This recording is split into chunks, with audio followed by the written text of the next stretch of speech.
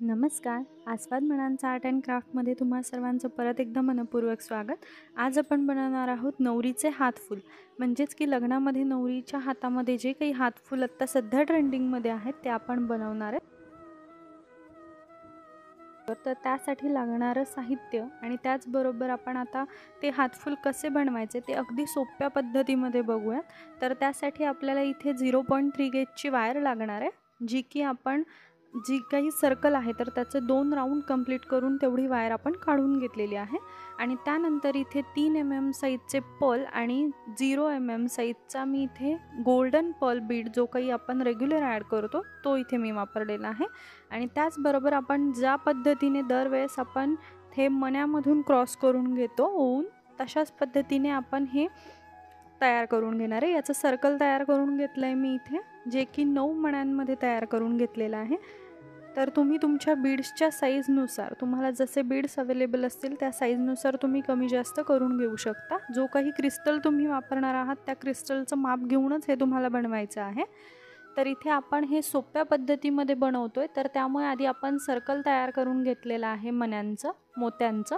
आणि त्यानंतर आपण हे जे काही क्रिस्टल आहे तर तो क्रिस्टल ओवून घेतो आहे. आणि त्यानंतर जो काही समोरचा जो मोती असेल त्या मोत्यामधून आपण इथून ती वायर क्रॉस करून घेणार आहे.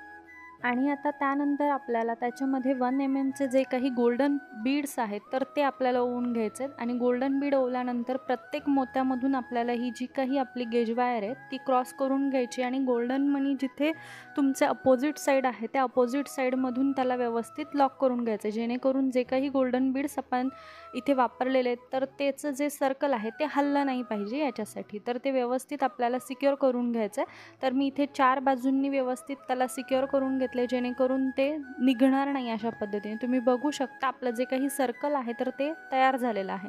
तर इथे मी अशाच पद्धतीने दुसरंसुद्धा तयार करून घेतलं आहे. आणि आता आपण याला जे काही ॲडजस्टेबल फिंगर रिंग किंवा टो रिंग असं तुम्ही जर का एखादं ज्वेलरी मटेरियल जिथे मिळतं तिथे जर तुम्ही मागितलं सेट तर तुम्हाला तो मिळून जाईल. आणि ह्याच्यामधून जे काही होल्स आहेत तर त्या होल्समधूनच आपण ही गेज वायर क्रॉस करून घेणार आहे. आणि जे काही होल्स आहेत त्या प्रत्येक होलमधून आपल्याला हे व्यवस्थित टाईटली सिक्युअर करून घ्यायचं आहे. तर इथे आपल्याला याच्यामध्ये म्हणजे एका व्हिडिओमध्ये आपण 3 प्रकार शिकणार आहे. एक म्हणजे की आपली हातातली अंगठी, त्यानंतर आपले जोडवे आणि त्यानंतर आपले तयार होतात ते हातफूल. अशा 3ही गोष्टी मी एकाच व्हिडिओमध्ये तुम्हाला दाखवते. तर व्यवस्थित नक्की बघा आणि ट्राय करा आणि नक्की कळवा. आणि त्याचबरोबर आपला जर चॅनलवरती आपण नवीन असाल आस्वाद मनांचा आर्ट अँड क्राफ्ट तर लाईक, शेअर आणि सबस्क्राईब करायला विसरू नका. त्याचबरोबर असेच नवनवीन व्हिडिओज बघायला तुम्हाला मिळतील त्यासाठी. आणि त्याचबरोबर आपलं इंस्टाग्राम, फेसबुक पेजसुद्धा आहे, तिथेसुद्धा तुम्ही नक्की फॉलो करू शकता.